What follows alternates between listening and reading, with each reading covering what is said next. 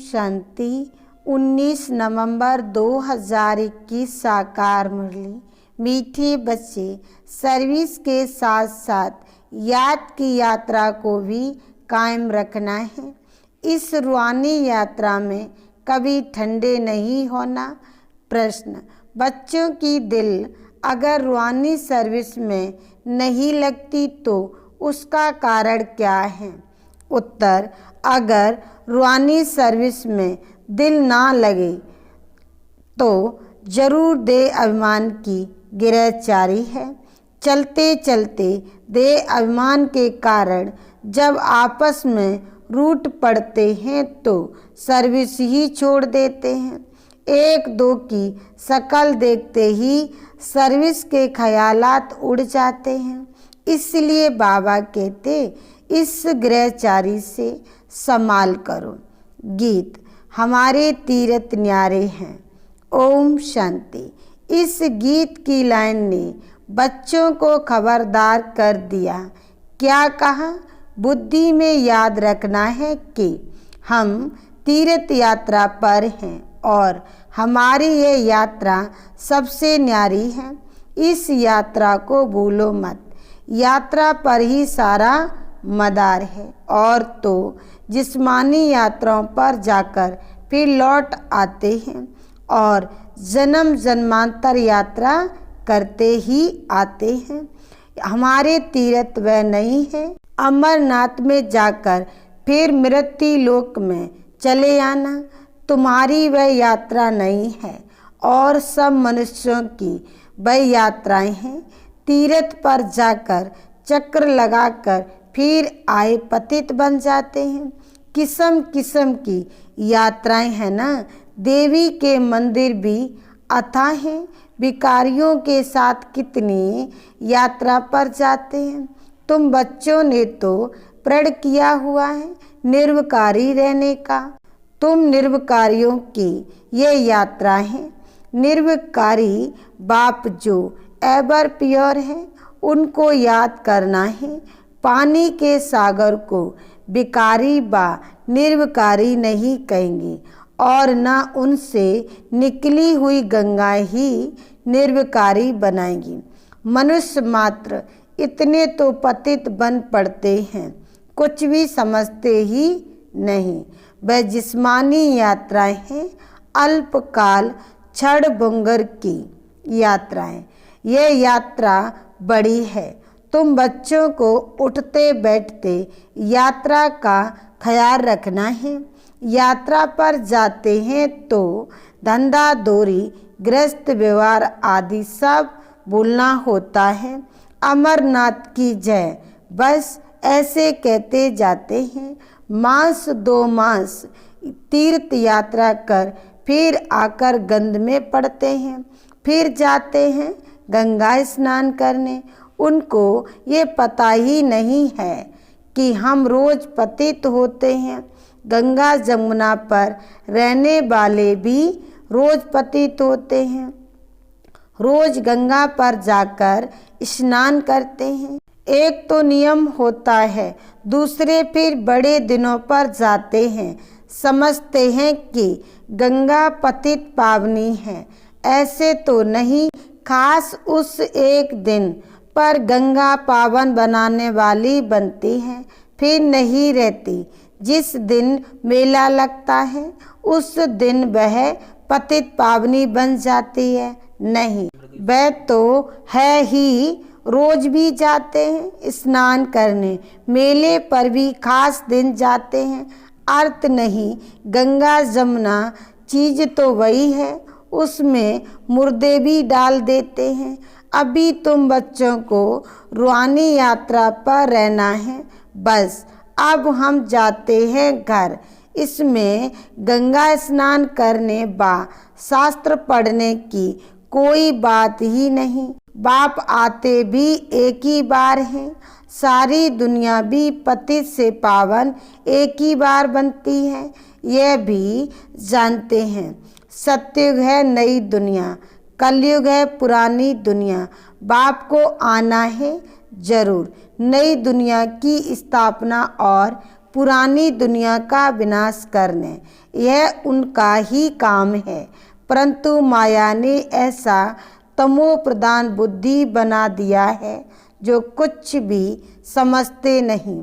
प्रदर्शनी में कितने ढेर बड़े आदमी आते हैं, सन्यासी भी आएंगे, फिर भी समझेंगे कोटों में कोई। तुम लाखों करोड़ों को समझाते हो, तब कोई बिरला आता है। बहुतों को समझाना होगा। आखिर तुम्हारी ये समझानी और चित्र आदि सब अखबारों में भी पढ़ेंगी, सीडी भी अखबार में पढ़ेगी। कहेंगे ये तो भारत के लिए ही है, और धर्म वाले कहाँ जाएंगे। कयामत का समय भी गाया हुआ है। कयामत अर्थात वापस जाने का, पुरानी दुनिया का विनाश, नई दुनिया की स्थापना होगी। तो जरूर सब वापस जाएंगे ना। सबका विनाश होना है, नई दुनिया स्थापन हो रही है। ये बातें कोई नहीं जानते सिवाय तुम बच्चों के। तुम जानते हो नरकवासियों का विनाश, स्वर्गवासियों की स्थापना हो रही है। कल्प कल्प ऐसा ही होता है। अभी जो थोड़ा बहुत टाइम है, इसमें भी बहुतों को समझानी मिलती जाएगी। मेले होते रहेंगे, सब तरफ से लिखते रहते हैं हम मेला करें, प्रदर्शनी करें, परंतु साथ साथ अपनी याद की यात्रा भी भूलनी नहीं चाहिए। बच्चे बिल्कुल ही ठंडे चल रहे हैं, यात्रा ऐसे करते हैं जैसे बूढ़े, जैसे ताकत ही नहीं, कुछ खाया ही नहीं है। बाबा का कितना ख्याल चलता रहता है। ख्यालात करते करते नींद ही फिट जाती है। विचार सागर मंथन तो सबको करना चाहिए ना।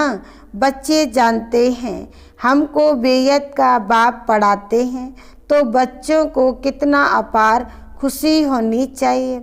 इस पढ़ाई से हम विश्व के मालिक बनते हैं। कोई कोई की तो चलन ही ऐसी है जैसे केकड़े हैं, केकड़ों को बाप देवता बनाते हैं, फिर भी चलन मुश्किल किसकी सुधरती है। इस सीढ़ी के चित्र में बड़ी अच्छी नॉलेज है, परंतु बच्चे इतना काम नहीं करते, यात्रा ही नहीं करते। बाप को याद करे तो बुद्धि का ताला भी खुलता जाए, गोल्डन बुद्धि बनती जाए। तुम बच्चों की पारस बुद्धि होनी चाहिए, बहुतों का कल्याण करना चाहिए। तुम सतो प्रधान से अब तमो प्रधान बने हो, फिर सतो प्रधान बनना है। बाप कहते हैं मुझे याद करो। कृष्ण को भगवान नहीं कहा जा सकता, उनको तो कहते हैं सामरा श्याम। बाप ने सामरे की आत्मा को बैठ फिर से समझाया है। ये आत्मा जानती है कि बाबा हमको विश्व का मालिक बनाते हैं, तो खुशी में कितना दिमाग भरपूर होना चाहिए। इसमें घमंड की कोई बात नहीं। बाप कितना निरंकारी है, बुद्धि में कितनी खुशी रहती है। कल हम हीरे जवाहरातों के महल बनाएंगे, नई दुनिया में राजधानी चलाएंगे। ये तो बिल्कुल पतित दुनिया है। इस दुनिया के मनुष्य तो कोई काम के नहीं, कुछ नहीं जानते। यह भी दिखाना चाहिए हीरे जैसा जीवन था, वही फिर 84 जन्म ले कौड़ी मिसल बन जाते हैं। ये सीढ़ी का चित्र नंबर 1 है, फिर दूसरे नंबर में है त्रिमूर्ति। तुम कहते हो निकट भविष्य में श्रेष्ठाचारी भारत बन जाएगा। श्रेष्ठाचारी दुनिया में बहुत थोड़े मनुष्य होंगे, अभी कितने ढेर मनुष्य हैं। महाभारत लड़ाई भी सामने खड़ी है, सब आत्माएं मच्छरों सदृश जाएगी। आग भड़क रही है, जितना कोशिश करते हैं सुधारने की, उतना ही बिगड़ते जाते हैं। बाप बच्चों को राजयोग सिखला रहे हैं। बच्चों को कितना नशा चढ़ाते हैं। कोई कोई तो यहाँ से बाहर निकले सारा ज्ञान उड़ जाता है, स्मृति कुछ भी रहती ही नहीं। नहीं तो शौक हो कि जाकर सर्विस करें। बाप भी गुण देख सर्विस पर भेजेंगे ना, इसमें बड़े हर्षित रहेंगे। सर्विस में खुशी का पारा चढ़ेगा। अच्छे अच्छे पुराने बच्चे आपस में रूठ पड़ते हैं थोड़ी थोड़ी बात में। ऐसे थोड़ी इन बातों के कारण तुमको सर्विस नहीं करनी है। सर्विस तो खुशी से करनी चाहिए। जिसके साथ बनती नहीं है उसकी शक्ल देखने से ही सर्विस का ख्यालात उड़ जाता है। सर्विस में दिल नहीं लगती है तो किनारा कर लेते हैं। फिर तो ज्ञानी और अज्ञानी में कोई फर्क नहीं रहा। देह अभिमान की गिरहचारी आकर बैठती है। यह है पहले नंबर की बीमारी। बाप कहते हैं बच्चे देही अभिमानी बनो। आत्मा ही सब कुछ करती है ना। आत्मा ही विकारी और निर्विकारी बनती है। स्वर्ग में निर्विकारी थी, रावण राज्य में आत्मा ही विकारी बनी है। यह भी ड्रामा ऐसा बना हुआ है। इसलिए पुकारते हैं हे पतित पावन आओ। जो निर्विकारी थे वही पतित विकारी बने हैं। ये किसकी भी बुद्धि में नहीं है कि हम ही निर्विकारी थे अब विकारी बने हैं। हम आत्मा मूल वतन की रहने वाली हैं। वहाँ तो हम आत्मा निर्विकारी होंगी। यहाँ शरीर में आकर पाठ बजाते बजाते विकारी बने हैं। यह बाप बैठ समझाते हैं। आत्मा शांति धाम से आती है तो जरूर पवित्र ही होगी, फिर अपवित्र बनी है। पवित्र दुनिया में 9 लाख होते हैं, फिर इतनी सब आत्माएं कहाँ से आई? जरूर शांति धाम से आई होगी। वह है पीसफुल इनकॉर्पोरियल वर्ल्ड। वहाँ सब आत्माएं पवित्र रहती हैं। फिर पाठ बजाते बजाते सतो रजो तमो में आती हैं। पावन से पतित होना है, फिर बाप आकर सबको पावन बनाएंगे। ये ड्रामा चलता ही रहता है। ड्रामा के आदि मध्य अंत का राज बाप के सिवाय और कोई बतला ना सके। उस बाप को कोई जानते ही नहीं। ऋषि मुनि भी नेति नेति कह गए। हम भगवान को और उनकी रचना को नहीं जानते हैं। फिर कहते भी हैं गॉड फादर इज नॉलेजफुल। वह परमात्मा सर्व आत्माओं का बाप बीज रूप है। वह है आत्माओं का बीज रूप। और ये प्रजापिता ब्रह्मा है मनुष्य सृष्टि का बीज रूप। वह निराकार बाप इसमें प्रवेश कर मनुष्यों को समझाते हैं। मनुष्य द्वारा उनको मनुष्य सृष्टि का बीज रूप नहीं कहेंगे। वह है आत्माओं का पिता और यह ब्रह्मा है मनुष्य सृष्टि का प्रजापिता, जिस द्वारा बाप आकर ज्ञान देते हैं। शरीर अलग आत्मा अलग है ना। मन बुद्धि चित्त आत्मा में है। आत्मा आकर शरीर में प्रवेश करती है पाठ बजाने के लिए। तुम जानते हो कोई शरीर छोड़ते हैं तो जाकर दूसरा पाठ बजाएंगे। इसमें रोने से क्या होगा? गया सो गया। फिर थोड़ी आकर हमारा मामा चाचा बनेगा। रोने से क्या फ़ायदा? तुम्हारी मम्मा गई ड्रामा अनुसार पाठ बजा रही है। ऐसे बहुत जाते हैं। कोई कहाँ जाए जन्म लेते हैं। ये समझ में आता है। जैसा जैसा आज्ञाकारी बच्चा होगा उतना जरूर अच्छे घर में जन्म लिया होगा। यहाँ के जाएंगे ही अच्छे घर में नंबरवार तो होते हैं ना। जैसा जो कर्म करते हैं ऐसे घर में जाते हैं। पिछाड़ी में तुम जाकर राजाई घर में जन्म लेते हो। कौन राजाओं के पास जाएंगे वे खुद समझ सकते हैं ना। फिर भी दैवी संस्कार तो ले जाते हैं ना। इसमें बड़ी विशाल बुद्धि से विचार सागर मंथन करना होता है। बाप ज्ञान का सागर है तो बच्चों को भी ज्ञान का सागर बनना है। नंबरवार तो होते ही हैं। समझा जाता है आगे चल उन्नति होती जाएगी। हो सकता है जो आज काम नहीं कर सकते हैं वे कल बहुतों से तीखे चले जाएं। गिरहचारी उतर जाए। कोई पर राहु की गिरहचारी बैठती है तो गटर में गिर पड़ते हैं। हड़ गुड़ ही टूट जाते हैं। वेयत के बाप से प्रतिज्ञा कर फिर गिरते हैं तो धर्मराज द्वारा सजाएं भी बहुत मिलती हैं। ये बेयत का बाप बेयत का धर्मराज है। फिर बेयत की सजा मिलती है।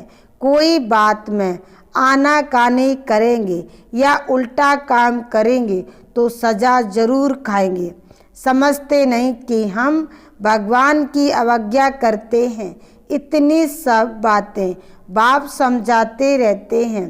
श्रीमत पर चलो, सर्विस में मददगार बनो, योग की यात्रा पर रहो। चित्रों पर समझाने की प्रैक्टिस करेंगे तो आदत पड़ जाएगी, नहीं तो ऊंच पद कैसे मिलेगा। अज्ञान काल में कोई का बच्चा बड़ा सपूत होता है, कोई तो बड़े कपूत भी होते हैं। यहाँ भी कोई कोई तो जट बाबा का काम कर दिखाते हैं। तो बच्चों को सर्विस बेयत की करनी है। बेयत की आत्माओं का कल्याण करना है, पैगाम देना है। मन मना भव बाप को याद करने से तुम्हारी बुद्धि तमो प्रधान से सतो प्रधान बन जाएगी। अभी है कलयुगी तमो प्रधान दुनिया की एंड, अब सतो प्रधान बनना है। आत्माओं की भी वहाँ नंबरवार दुनिया है ना, जो फिर नंबरवार आकर पाठ बजाते हैं। आएंगे भी नंबर बार ड्रामा अनुसार। अभी सब आत्माएं रावण राज में दुखी हैं, सो भी समझती थोड़ी है। अगर किसको कह दो तुम पतित हो तो बिगड़ पड़ेंगे। बाप समझाते हैं यह है ही विशेष वर्ल्ड। बाप कहते हैं तुम अपना राज्य भाग ले लेंगे, बाकी सब विनाश हो वापस चले जाने वाले हैं। ये तो गाया हुआ है। महाभारत लड़ाई लगनी है जिससे सब धर्म खलास हो, बाकी एक धर्म रहेगा। ये लड़ाई के बाद स्वर्ग के द्वार खुलते हैं। कितनी अच्छी रीत बच्चों को समझाते हैं। आगे चल तुम्हारी बातें सुनते रहेंगे और आते जाएंगे। सूर्यवंशी चंद्रवंशी जो पतित बन गए हैं वही आकर नंबरवार अपना वर्षा लेंगी। प्रजा तो ढेर बनेगी। अच्छा, मीठे मीठे सिकिलदे बच्चों प्रति माता पिता बाप दादा का याद प्यार और गुड मॉर्निंग। रूहानी बाप की रूहानी बच्चों को नमस्ते। धारणा के लिए मुख्य सार। पहला पॉइंट, भगवान की आज्ञाओं की अवज्ञा कभी नहीं करनी है।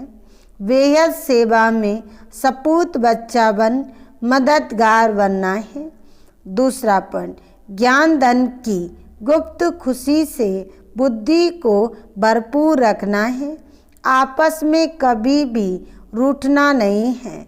वरदान, सर्व शक्तियों की संपत्ति से संपन्न बन दाता बनने वाले विदाता वरदाता भव। सार में कहा, जो बच्चे सर्व शक्तियों के संपत्तिवान हैं वही संपन्न और संपूर्ण स्थिति के समीपता का अनुभव करते हैं। उनमें भी कोई भक्तपन के बाबिकारीपन के संस्कार इमर्ज नहीं होते। बाप की मदद चाहिए, आशीर्वाद चाहिए, सहयोग चाहिए, शक्ति चाहिए। ये चाहिए शब्द दाता, विदाता, वरदाता बच्चों के आगे शोभता ही नहीं। वे तो विश्व की हर आत्मा को कुछ न कुछ दान व वरदान देने वाले होते हैं। स्लोगन: हर आत्मा को कोई न कोई प्राप्ति कराने वाले वचन ही सत्य वचन हैं। ओम शांति।